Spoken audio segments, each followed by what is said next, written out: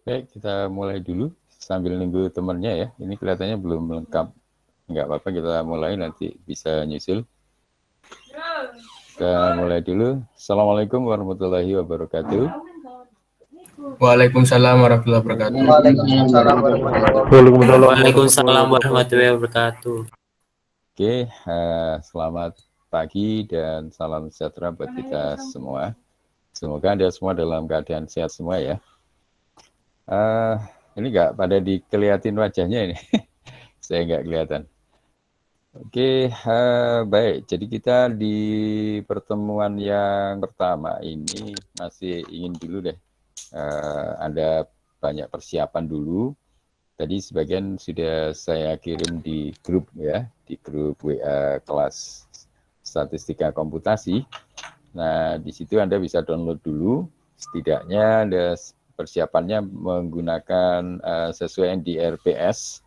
Di RPS itu adalah materi dari awal sampai akhir.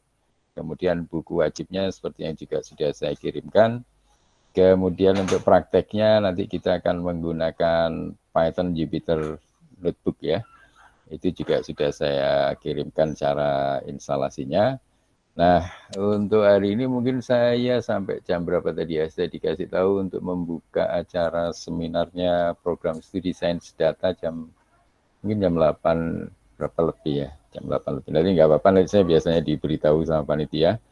Sementara kita ini dulu untuk pertemuan pertama ini, biar Anda lebih memahami seperti apa statistika komputasi ini ya. Ini sangat penting, salah satunya nanti untuk menunjang penelitian Anda ya. Jadi Anda nanti akan bekerja dengan penelitian-penelitian, apakah itu di penelitian yang berkompetisi nasional seperti PKM, ataupun penelitian yang sifatnya untuk individu seperti PKL dan skripsi ya. Anda nanti akan membutuhkan statistik ini.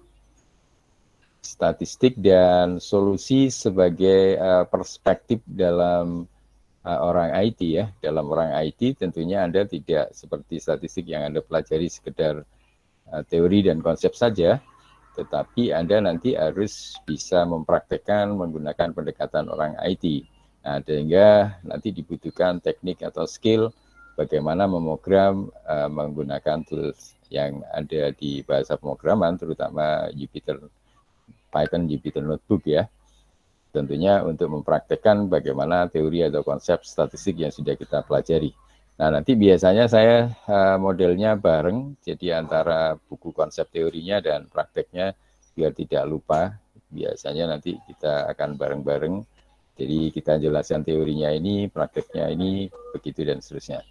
Nah, makanya untuk persiapan yang pertama ini mungkin coba saya presentasikan dulu ya.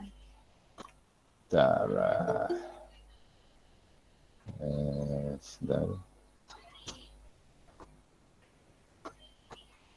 ini sambil nunggu slide saya. Ini bisa kita lihat dulu untuk perkenalannya. Mungkin saya kira sudah pada tahu saya ya.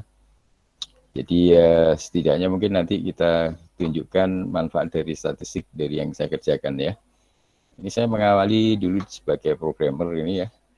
Kemudian saya sebelum bergabung di UPN di kampus Tikom sebelah yang sekarang jadi Universitas Dinamika. 10 tahun saya di sana. Baru 2006 saya gabung di UPN sampai sekarang ya. Nah, kita sama teman-teman juga lagi mengembangkan IoT.net yang tulisannya seperti ini atau seperti ini, IoT.net. Ini adalah cloud IoT yang nanti akan berguna juga untuk Anda, mahasiswa yang ingin melakukan riset atau penelitian di bidang Internet of Things ya. Kemudian kami juga anggota dari Asosiasi Internet of Things Indonesia, kemudian IAENG dan IEEE untuk yang internasional. Nah, mungkin sudah Anda ketahui sekarang saya menjabat sebagai wakil bidang 3 ya, wakil dekan bidang 3. Kemudian juga PIG Cluster untuk Computer Science. Jadi ini UPN tergabung bersama 40 lebih ya perguruan tinggi negeri se-Indonesia yang menyebut dirinya MRPTNI ya, Majelis Rektor Perguruan Tinggi Negeri Indonesia, biasanya ada kuliah tamu dari kampus ekspatriat ya, atau ini ya, profesor-profesor kita yang ada di luar negeri, terutama Amerika dan Kanada, yang ingin memberikan kuliah di Indonesia ya, memberikan kuliah tamu. Nah, ini untuk bidang computer science, kebetulan saya ditunjuk sebagai PIC-nya ya. Kemudian kemarin 1 tahun saya mengkoordinir untuk ICT, International Credit Transfer, sehingga ada sebagian mahasiswa kita ya, Anda angkatan 2020 yang bisa masuk di program ini, ICT tahun ini ya. Ngambil kuliah di luar negeri ya, Murdoch sama ini Unisa di Malaysia. Cuma itu yang ini saya sekarang sudah jadi anggotanya saja, tidak jadi koordinatornya. Kemudian untuk Ketua Pusat Studi IT atau TIK ya masih sampai sekarang ya. Jadi dosen-dosen yang meneliti bidang IT biasanya akan memerlukan tanda tangan saya untuk approve-nya. Nah, untuk risetnya, nah ini nanti teman-teman yang mungkin belajar statistik juga akan banyak digunakan di bidang IoT ya. Jadi IoT yang berjalan di cloud nanti untuk melihat statistik sebagaimana penggunaan data-data di device dan sebagainya ya. Nah, ini yang suka riset IoT nanti bisa ketemu saya lagi, termasuk AI. Kemudian untuk yang suka dengan main-main dengan drones dan robotik juga bisa, termasuk yang Fisker Lab. Nah, Fisker Lab ini salah satu penelitiannya adalah akuarium di kampus itu. Jadi kalau Anda ke kampus ketemu akuarium yang besar di hall di halaman depan itu adalah hasil penelitian kita dengan teman-teman yang tergabung di Fisker Lab ya, untuk budidaya ikan dan bagaimana memanfaatkan ikan dalam perspektif IT ya. Dan ini adalah publikasinya, nanti Anda boleh akses dan Anda boleh download yang Anda sukai untuk meningkatkan ini ya, untuk menambah referensi Anda di bidang ini tadi, IoT, AI, drone, dan Fisker Lab. Oke, saya kira itu sedikit tentang saya, dan sekarang kita akan mulai di ininya, statistiknya. Saya tadi masih buru-buru belum sempat selesaikan, tapi pada intinya seperti yang saya sampaikan ya, jadi intinya adalah kita belajar statistik komputasi ini adalah bagaimana Anda mempelajari statistik tapi menggunakan pendekatan orang IT ya, menggunakan pendekatan orang informatika terutama ya. Nah, ini nanti buku referensinya tadi sudah saya kirim di grup. Anda sudah bisa download di grup, atau kalau mau download langsung di sini juga bisa. Nanti sekalian Anda download contoh-contohnya menggunakan Python. Cuma yang di sini, yang contoh ini sudah langsung praktek menggunakan bukunya ini. Yang basicnya nanti perlu saya jelaskan lagi ya. Karena Anda, saya anggap belajar dari basic aja. Nanti kita bikin mulai function sederhana untuk menyelesaikan problem-problem statistik ya. Tapi nggak apa-apa, ini Anda sudah bisa download dulu untuk Anda ya sekedar jalankan, apakah itu Anda butuh install library apa dan lain-lain, Anda boleh download dulu nanti untuk kelengkapan ke depannya. Tapi nanti saya kira nanti kalau Anda kesulitan di awal nggak masalah, nanti akan saya jelaskan dari yang basicnya, gimana mempelajari mulai basic misalnya rata-rata dan sebagainya menggunakan function buatan kita sendiri, tidak hanya sekedar menggunakan library yang sudah ready ya. Nah, kira-kira itu yang akan kita pelajari dari awal sampai akhir. Untuk melihat bagaimana skill Anda bisa menguasai dan tidak, nah itu nanti kita akan lihat dengan beberapa tugas saya kira ya. Seperti biasa, termasuk UTS dan UAS. Nah, jadi prinsipnya cuma ada ini. Jadi Anda memahami konsep atau teori statistiknya, menggunakan buku wajib tadi. Ya, kemudian kita mempraktekannya menggunakan Python Jupyter Notebook. Ya, dengan sendirinya Anda perlu cara instalasi Python Jupyter Notebook ini, harus tahu caranya. Makanya tadi saya cuplikan dari buku yang sudah pernah saya tulis, dari halaman berapa itu, di situ ada untuk menjelaskan cara instalasi Python Jupyter Notebook ya.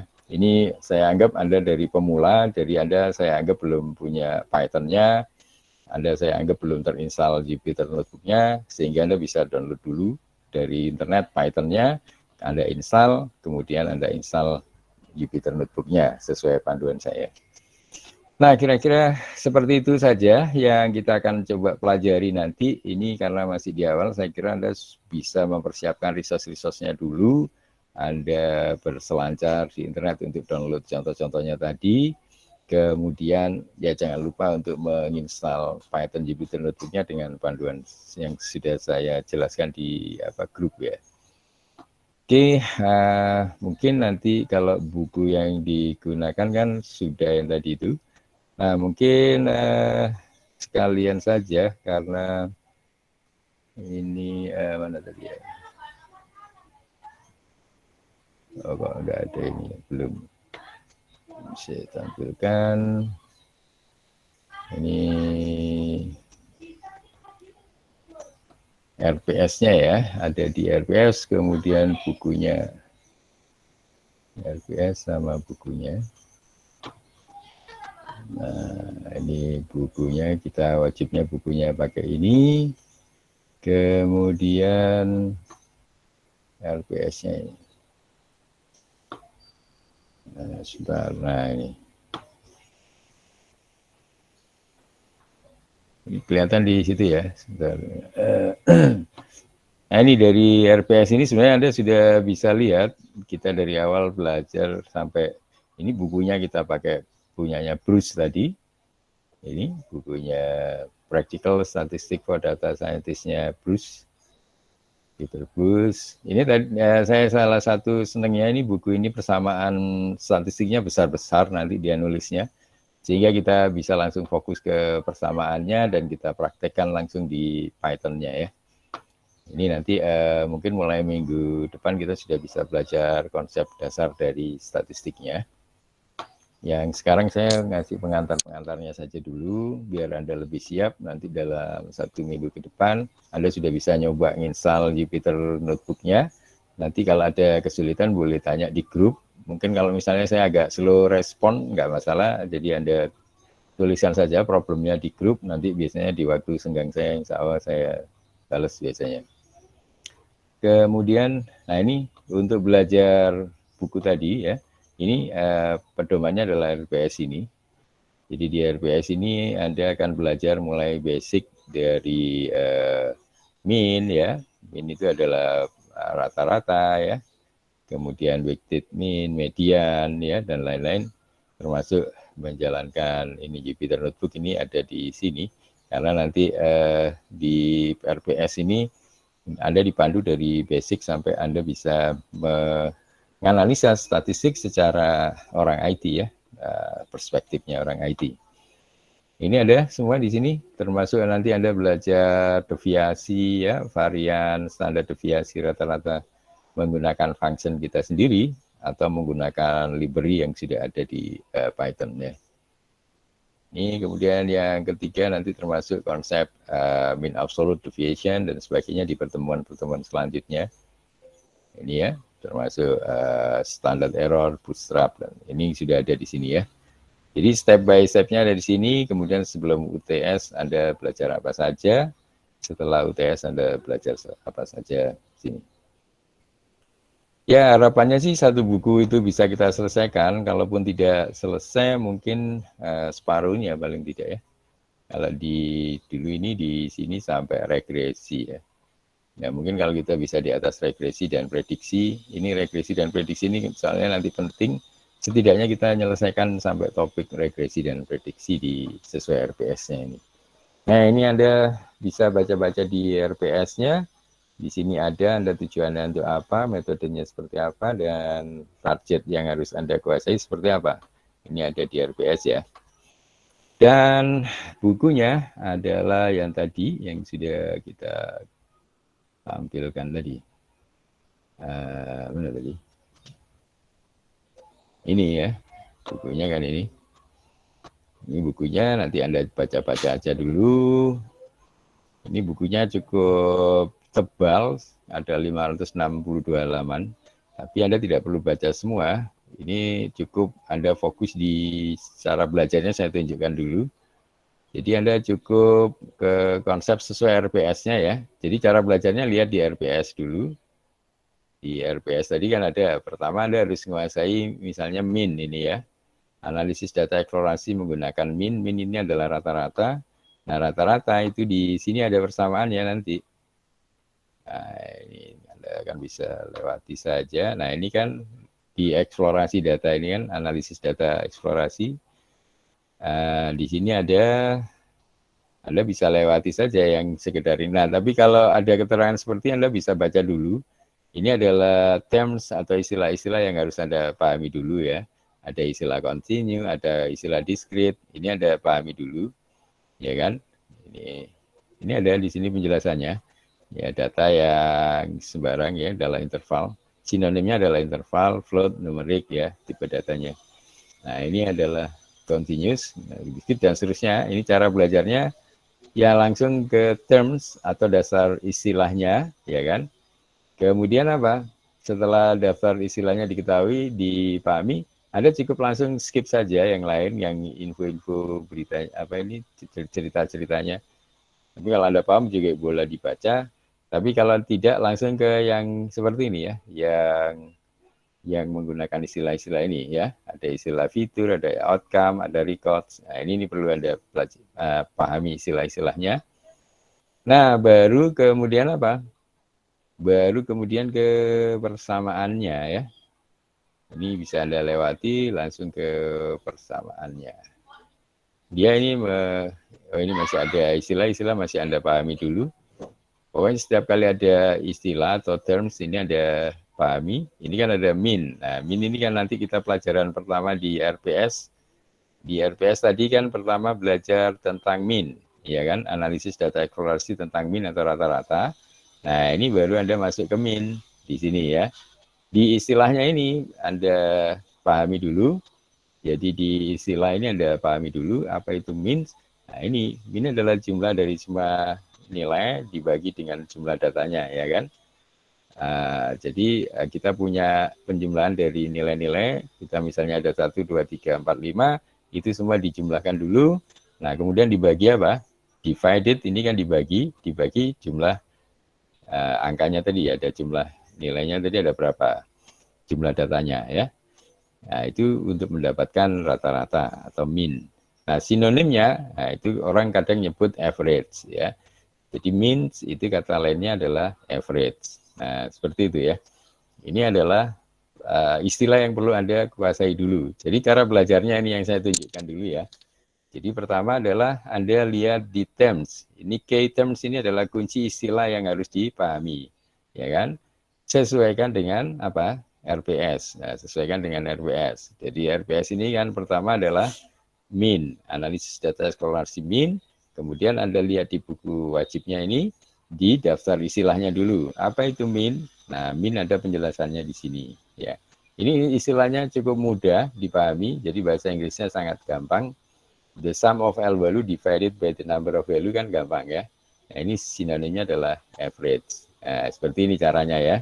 Cara belajarnya. Lihat di RPS, kemudian lihat di RPS sudah, lihat di buku wajibnya, kemudian di buku wajib pertama kali yang dilihat adalah istilahnya ya, kunci istilah yang penting.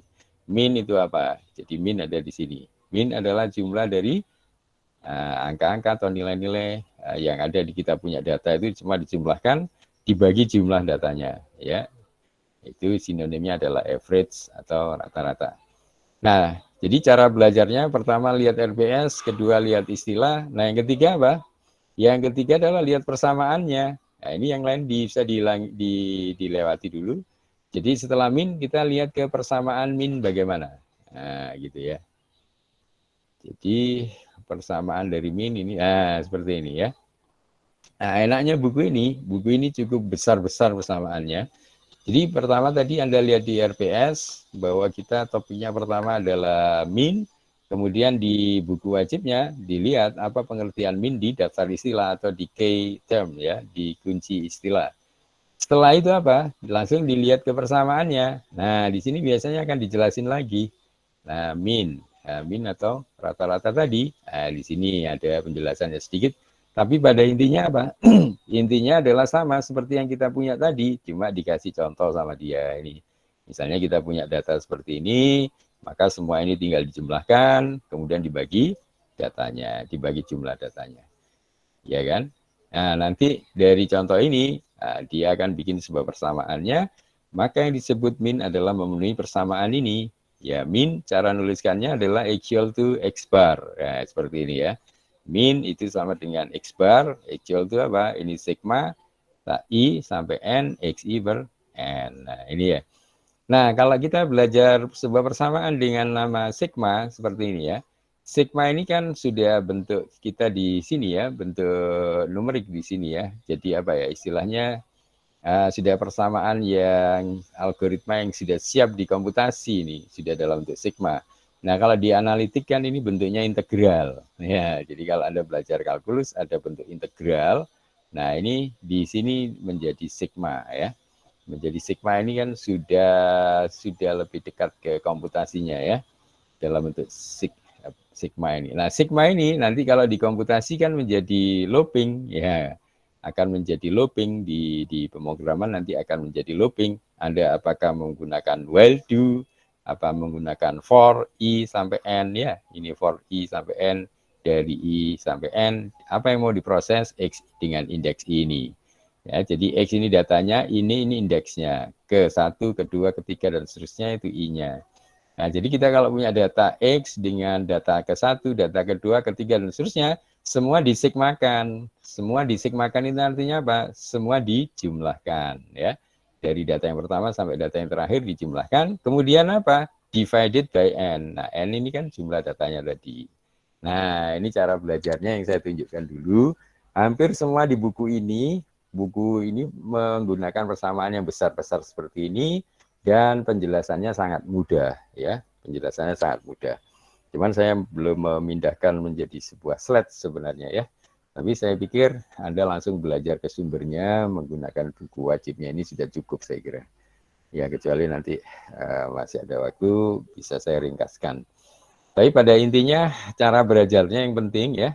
Cara belajarnya yang penting pertama Anda lihat di RPS, dilihat di sini di RPS, kita belajar tentang min, kemudian lihat di buku wajibnya, ada daftar istilah min tadi di key terms, di kunci istilah, tadi min itu pengertiannya apa, ya, jadi min adalah, ini data-data yang kita jumlahkan semua, dibagi jumlah datanya kan, nah baru kemudian dilihat di persamaannya, di sini akan dibahas seperti ini. Nah, ini berlaku untuk semua yang ada di RPS ya. Jadi dari sini sampai terakhir nanti cara belajarnya tetap sama seperti itu ya. Jadi dilihat di RPS, kemudian dilihat di buku, daftar istilahnya, baru dilihat persamaannya. Nah, kalau sudah ketemu persamaan seperti ini, nah baru dipraktekkan di dalam Python-nya ya. Nah, ini kan sudah dalam bentuk algoritma yang sudah siap di coding ini ya. X bar sama dengan equal to sigma i to n ini kan dengan x indeks I dibagi n ya. Nah, berarti apa? Anda setelah menguasai konsepnya dan teorinya tinggal prakteknya. Nah, tadi untuk prakteknya Anda sudah saya anggap Anda belum punya Python, jadi Anda boleh install Python dari basicnya ya. Ini jam berapa ini? Belum buka ya. Oke. Jadi ini tadi sudah saya ambilkan dari buku saya, ini di halaman ini ada. Ini ada saya jelaskan mulai Anda saya anggap belum diinstal Python di komputernya. Ini kalau biar enak dibaca. Nah, seperti ini. Saya anggap Anda belum ini. Ini jadi cara belajar kita tadi sudah paham ya. Jadi lihat di RPS, lihat di buku lihat istilah, lihat di persamaan. Nah, setelah ketemu persamaan, ya kan?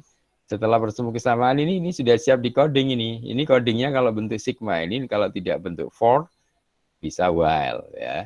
Jadi itu ada di coding, Anda sudah dapat mata kuliah pemrograman, nanti kita terapkan di Python. Nah, ini saya anggap Anda belum install Python. Nanti saya jelaskan cara install Python di sini. Nah, sebelum kita bersenang-senang bereksperimen dengan statistik ini berarti ya, ini kan buku deep learning. Nah, ini Anda harus install dulu Python-nya. Nah, di sini pada saat saya bikin buku ini, beberapa library terutama TensorFlow itu bisa dipakai di statistik juga ya. Itu tidak mengenal di 39 ya. Jadi di Python 39 yang terbaru sudah ada. Cuman waktu saya coba dia ada beberapa library yang belum disupport, sehingga kita turunkan satu level jadi Python 38 ya. Python 38 waktu saya di buku ini, untuk buku deep learning ini, saya pakai 388. Nah, Anda saya sarankan pakai 38 di atasnya, bisa 38, 10 dan seterusnya ya. Python 38 ya. Jadi tempatnya di mana, Pak? Nah, ini Anda bisa langsung menuju webnya Python ya. Jadi ada webnya Python di python.org itu ya. Nah, di sini. Jadi Anda masuk ke python.org, nanti akan sorry. Ini. Anda masuk ke sini, python.org/download juga boleh, atau python.org saja juga.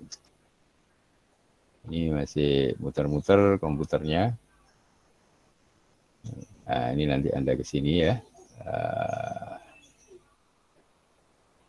Zoom. Wah, ini internet saya yang kurang banter ya.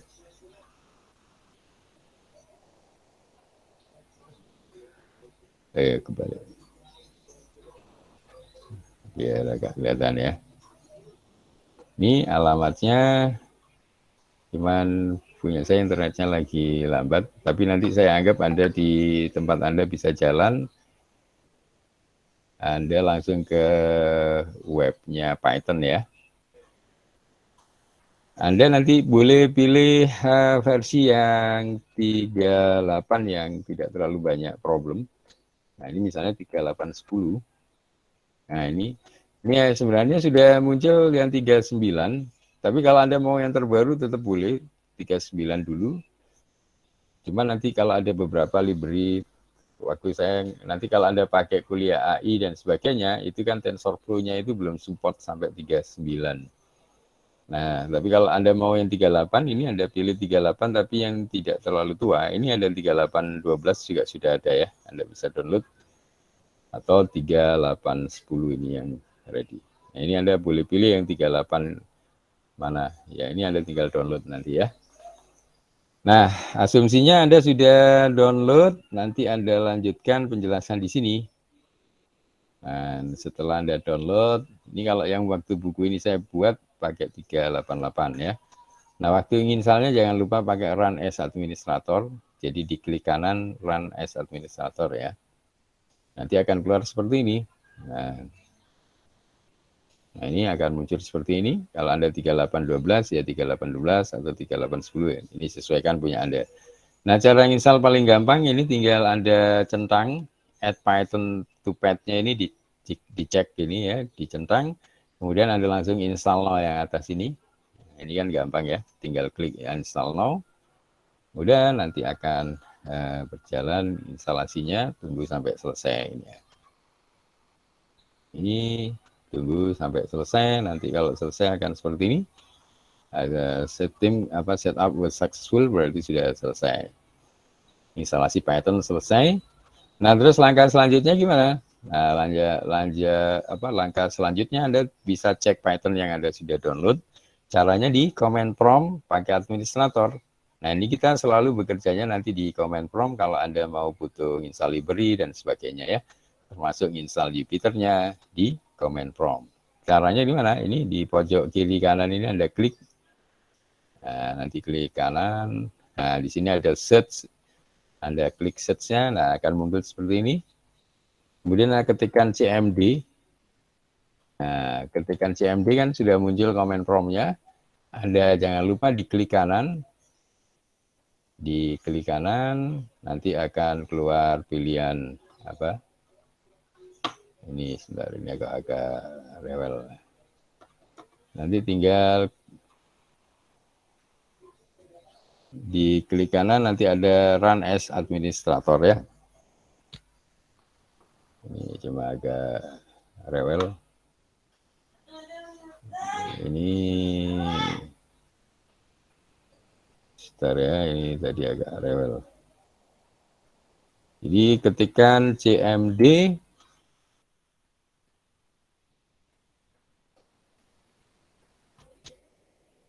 CMD, Nah, seperti ini.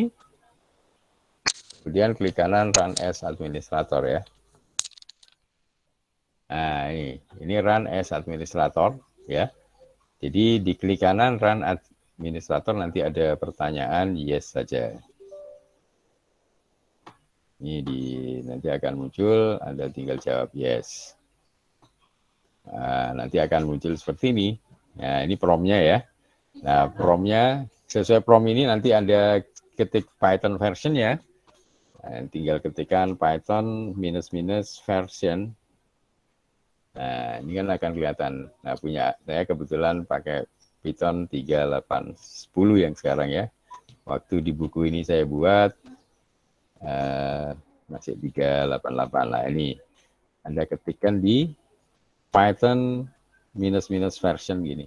Nanti keluar versinya. Ini jadi kalau yang saya pakai sekarang adalah Python 3810 ya. Oke. Ini nanti Anda ikuti saja pokoknya di lembaran yang sudah saya ambilkan dari buku saya ini. Nah, selanjutnya untuk install Jupyter Notebook, Anda tinggal ketikkan perintah ini, pip ya, install Jupyter Notebook ya, di prompt tadi. Jadi kan Anda di sini. Nah, ini tinggal Anda paste di sini ya, pip install Jupyter Notebook. Ini ditunggu sampai selesai ya. Oke, jadi nanti akan ada proses seperti ini. Tunggu sampai selesai. Nah, nanti biasanya kalau selesai, nanti mungkin ada warning, diikuti saja. Misalnya warningnya itu Anda disuruh install, upgrade pip-nya disuruh install, enggak apa-apa, tinggal di copy saja. Pip install minus upgrade pip gitu ya. Ini sudah ada penjelasannya di sini. Nah, jika berhasil Anda bisa cek versinya kayak tadi, pip spasi minus version, nanti Anda dapat versi terbaru dari pip-nya. Nah, seperti ini ya. Nah, baru kemudian perintah tadi kan sudah diinstal ya. Installnya pakai pip spasi install Jupyter Notebook. Nah, sekarang untuk menjalankannya, atau sebelum menjalankan nanti Anda perlu mengenerate untuk folder kerja. Jadi untuk mengatur direktori kerja supaya Anda tidak ke user. Biasanya defaultnya kan ke user. Nah, nanti kalau diatur Anda bisa pindah ke D dan sebagainya ya. Nah, ini cara perintahnya Anda ketikkan ini. Python Jupyter Notebook, nggak pakai Python ya, Jupyter Notebook generate config ya. Nah, nanti setelah proses ini selesai, ini jalankannya sama. Ini jalankannya tetap di sini ya. Jalankannya tetap di sini. Jadi tinggal Anda paste di sini ya. Ini kalau sudah ada filenya nanti dia bilang already exist atau apa di situ berarti sudah ada atau di replace. Ya, tapi kalau Anda belum pernah, nanti akan bikin baru. Nah, ini generate config. Jadi ini hanya dilakukan sekali saja. Anda men-setting untuk konfigurasi folder kerjanya ya. Setelah dijalankan perintah ini, Anda cari menggunakan file explorer, posisinya di .jupyter ya. Dicari folder user nama, nanti Anda cari file namanya Jupyter Notebook config by ya. Nyarinya pakai apa? Ini nyarinya pakai Explorer. Nah, kemudian di sini Anda cari .jupyter ya. Nah, nanti Anda cari di mana tadi tempatnya? Tempatnya adalah di ini. Cari di user nama user ya. Tempatnya di user nama user. Nah, ini masuk ke user dulu. Ini ya user. Nama usernya. Nama user, terus nanti Anda cari .jupyter ya. Nah, ini ada di sini ya. .jupyter ini Anda klik. Nah, di sini baru terbentuk yang tadi, Jupyter Notebook config. Nah, ini Anda boleh edit pakai Notepad Plus misalnya ya. Nah, ini ada di Jupyter Notebook config sheet. Nah, di sini ya. Ini kan sudah Anda edit pakai Notepad Plus. Nanti Anda ikuti di sini, cara yang dirubah yang mana. Nah, Anda cari ada tulisan the directory to use for notebook and kernel ya. Direktorinya di mana? Nah, ini tempatnya di sini. Notebook, ini Anda bisa copy misalnya. Copy untuk nyari yang ada di Notepad Plus tadi, Ctrl F, Ctrl V, nanti akan menuju lah. Ini akan menuju ke tempat ini. Nah, ini yang di sini, ini Anda ganti dengan direktori kerja yang Anda inginkan. Biasanya kan ditaruh di D lebih aman ya, supaya nanti kalau Anda kerja, C-nya di format ulang, D-nya masih ada. Misalnya Anda install lagi Windows-nya, ini kerjaan kita masih ada di D. Nah, ini terserah bebas ditaruh di folder mana. Dan ini aslinya di depan masih ada tagar, ada tanda seperti ini ya, ini dihilangkan. Komen tanda komen ini dihilangkan, kemudian dia digeser ke kiri. Sudah posisinya seperti ini baru disimpan ya, baru dilakukan simpan. Seperti itu cara mengubah folder kerja sehingga nanti setiap kali Jupyter Anda jalankan, dia posisinya di folder kerja Anda. Nah, ini tadi yang tanda komennya ini dihilangkan, kemudian digeser ke kiri. Nah, setelah itu disimpan dan dilakukan restart komputernya ya. Komputernya Anda restart. Nah, setelah di restart, Anda jalankan Jupyter Notebook di command prompt. Ini tadi. Ini Anda ketikkan Jupyter Notebook di command prompt. Pakai kata, ini pakai tulisan ini, Jupyter Notebook. Nah, nanti begitu dijalankan, nah bentuknya akan seperti ini ya. Nah, kalau sudah seperti ini, maka Jupyter Notebook sudah siap digunakan. Nah, ini posisinya di folder kerja Anda. Ini nanti jadinya akan seperti ini punya saya belum saya jalankan ya, ini sekalian saya tunjukkan. Ini Anda ketikkan Jupyter Notebook. Nah, gini aja. Tinggal ditunggu. Nanti dia akan menuju folder kerja kita dan tampilannya sudah seperti ini.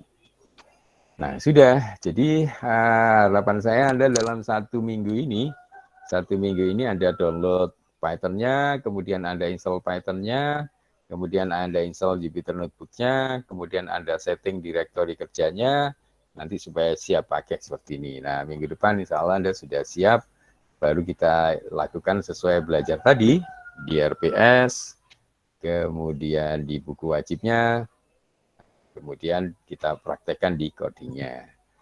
Seperti itu cara belajarnya. Mudah-mudahan Anda bisa jelas. Ini tadi yang ini masih proses jalan. Nanti akan, nah seperti ini, dia akan jalan ke browser ya. Jadi otomatis ke default browsernya. Nah seperti ini ya. Jadi kalau Anda sudah jalankan, nanti akan tampil Jupyter Notebook-nya di sini. Ini ditunggu sebentar, nanti dia akan nongol di sini. Ini sambil nunggu sebentar lagi, kayaknya Pak Gede nyari saya untuk sambutan di acaranya Pak Gede. Oke, ya. Ini ditunggu sebentar. Nah, sambil nunggu ini, saya kira penjelasan saya tadi, jadi hari ini kita fokusnya cara belajarnya ya, cara belajarnya, sehingga cara belajar statistika komputasi ini, biar Anda bisa mandiri. Nah, ini sebentar kita tunggu. Nah, ini Jupyter Notebook-nya sudah jalan kan. Nah, seperti ini. Nah, akhirnya nanti Anda akan bisa seperti ini, semua kerjaan Anda bisa taruh di sini.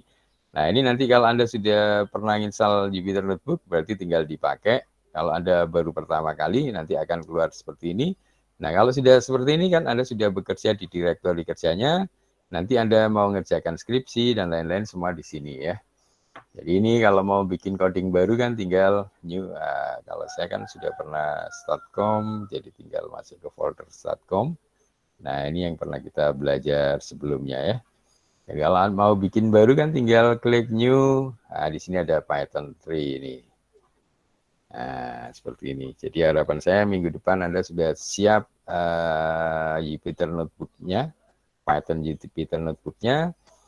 Cara belajarnya adalah apa? Dengan cara melihat di RPS, kemudian dilihat di buku wajibnya, key term-nya, daftar istilahnya, baru dilihat persamaannya, baru kemudian dipraktekkan di Python Jupyter Notebook-nya. Nah, ini laptopnya yang agak lambat. Ini nanti akan muncul untuk saya perlihatkan tampilan pertama setelah bikin baru ya. Nah, ini sambil menunggu, mungkin kalau ada pertanyaan silakan. Pak izin bertanya Pak. Ya, oke. Berarti untuk mengedit filenya tadi itu kita harus mempunyai menginstal terlebih dahulu Notepad++ ya. Notepad Plus ya, Notepad Plus boleh, pakai Notepad biasa boleh. Tapi saran saya Notepad Plus itu ada warna-warna yang berbeda, sehingga Anda ini download sendiri ya. Notepad Plus kan gampang downloadnya. Ya, seperti itu. Ada lagi? Tadi kan itu Pak, saya ingin izin bertanya lagi. Tadi kan kita menginstal library Python ya. Apakah kita bisa gunakan di misal kayak VS Code dan lain sebagainya? Nanti dulu aja. Jadi nanti untuk yang ini ada temennya baru gabung. Ya nanti nggak masalah. Kalau Anda mau belajar running sendiri boleh, pakai yang lain-lain. Pakai nggak harus Notepad untuk editornya ya. Anda pakai yang lain nggak masalah, bebas. Terus kalau untuk library-library-nya nanti sebenarnya caranya cukup gampang. Jadi nanti kita cara installnya di command prompt tadi ya. Jadi belajar Python ini paling enak. Nanti Anda tinggal cmd, panggil lagi cmd-nya. Ini ya run-nya ini kan pakai run administrator. Jadi klik kanan run as administrator. Nah, ini ada pertanyaan, tinggal di yes. Nah, ini yes. Nah, nanti akan muncul, nah seperti ini. Nah, nanti pada saat kita belajar menggunakan contoh-contoh tadi, kan Anda sudah saya kasih link contoh buku tadi kan. Nah, cuman masalahnya di buku itu sudah langsung menggunakan library. Jadi buku itu tidak ngajari Anda dari basic. Di buku itu diasumsikan Anda sudah punya ilmu Python yang ya medium paling tidak ya. Nah ini saya pinginnya Anda dari basic saja, jadi kita bisa bikin functionnya sendiri. Nah, jadi caranya yang penting adalah apa? Setelah Anda paham konsepnya, nanti kita coba yang menggunakan standar dulu, jadi pakai function buatan kita sendiri. Nah baru kalau untuk pembandingnya, boleh pakai yang ada di buku itu, dia pakai library. Nah, cara install library di Python cukup gampang. Anda tinggal buka seperti ini tadi kan. Nah, nanti nama library yang Anda cari apa? Misalnya error di mana tadi? Ada salah satu library, kemudian error, library-nya not found. Nah, tinggal di copy di Google ya. Di Google di copy sebelum dipaste di sini pakai kata pip spasi install gitu. Nah, kemudian nama library-nya ya. Jadi di cara instalasi library di Python cukup gampang. Misalnya Anda pakai apa tadi? Pip spasi install. Anda misalnya belum punya NumPy ya. NumPy ini numerical Python. Nah, tinggal seperti ini saja. Jadi pip install NumPy di Google, baru nanti Anda enter di Google. Nanti akan diarahkan Anda ke namanya PyPy. Nah, seperti ini. Atau langsung ke NumPy-nya juga bisa, ke PyPy-nya juga bisa. Nah, ini yang PyPy ada di sini. Ya, jadi nanti Anda akan diarahkan ke PyPy. Nah, nanti di PyPy ini Anda buka di pakai link baru boleh. Nanti Anda akan ditunjukkan cara instalasinya. Jadi ini berlaku untuk semua library di Python. Kalau Anda bingung, ketika nama library-nya pakai pip spasi install spasi nama library-nya di Google, Anda enter di Google, kemudian Anda cari penjelasannya, itu biasanya di PyPy ya, di pypy.org. Di pypy.org. Jadi caranya seperti itu. Jadi ketik di Google ya, di Google ketikkan pip spasi install. Nah, ini nama apa? Nama library-nya apa? Tergantung, ya kan? Nama library-nya apa? Nah, misalnya pip spasi install, tadi kan nama library-nya NumPy. Nah, ini Anda ketik di Google, nanti Anda cari yang hasil pencariannya Google yang ada ininya, ada PyPy-nya ya. Nah, seperti ini, yang ada gininya. Jadi setiap kali nanti Anda cari yang ada PyPy-nya ini. Nah, yang ada PyPy-nya ya. Jadi kan di sini banyak hasil pencarian Google-nya banyak. Anda langsung fokus yang PyPy, ya ini PyPy ya. Nanti Anda akan diarahkan di PyPy sini. Nah, ini kebetulan PyPy-nya agak ya apa ini internet saya sih. Nanti Anda akan ada tinggal di copy, dipaste ke command prompt tadi. Nah, ini kalau di laptop Anda mungkin sudah keluar, di punya saya masih muter-muter. Ya ini nggak apa-apa, tapi caranya yang penting Anda tahu. Nanti di sini tinggal di copy ya. Nah itu nanti Anda pastekan di ini, sini. Nah ini berlaku untuk semua library Python ya. Anda belajar, nanti kan Anda coba download yang bawaannya buku itu. Nah bawaannya buku itu sudah dianggap medium, sehingga Anda harus sudah punya banyak library yang diinstal. Nah sekalian Anda belajar dulu sendiri.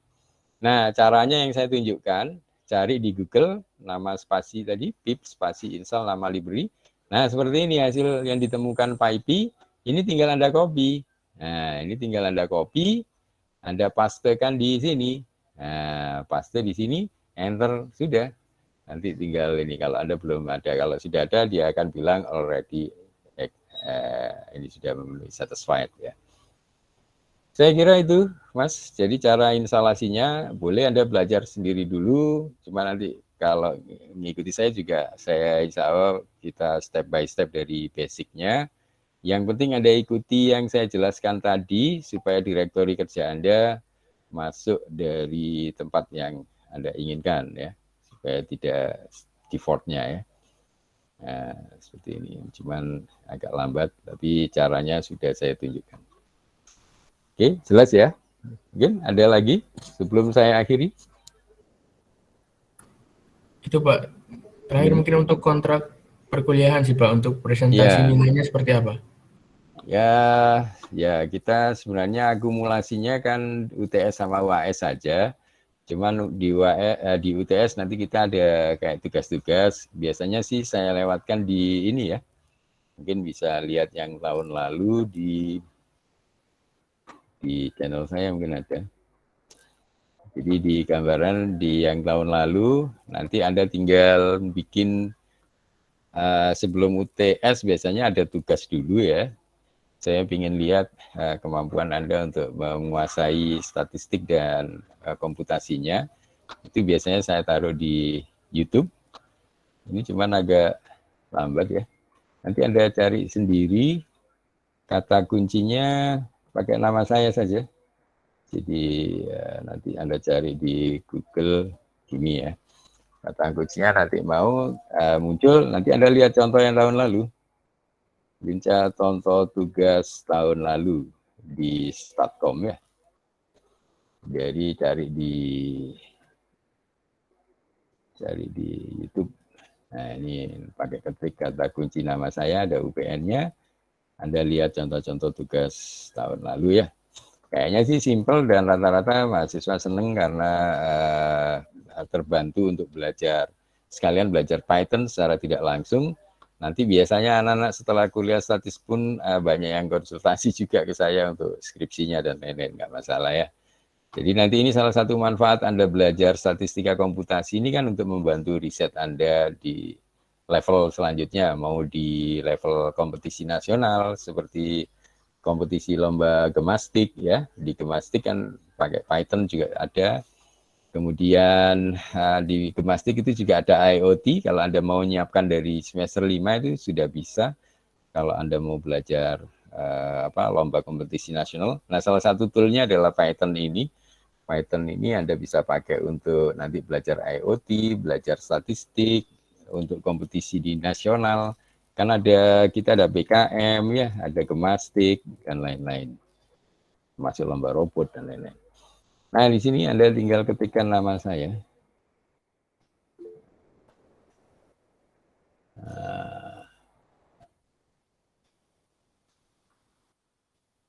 Nah, nanti akan muncul, nanti Anda tinggal cari sendiri saja. Nah, seperti ini ya. Nanti Anda cari di situ ada contoh-contoh yang tahun lalu Anda cari sendiri. Nah, dulu kan ada mata kuliah statistika komputasi juga yang sebelumnya ya. Jadi Anda cari sendiri deh ya. Oke, saya kira itu. Mungkin ada lagi?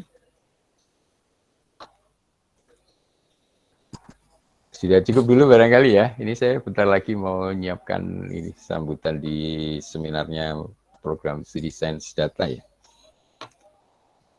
Ada yang ini mau ditanyakan lagi? Nanti masih kita ada grup, jadi kalau di grup ada yang belum jelas di sini, nanti bisa di grup.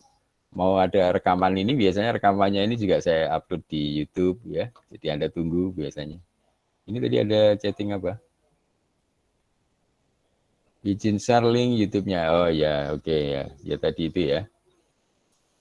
Oke, saya kira cukup dulu deh ya. Jadi intinya saya tidak ingin membuat beban.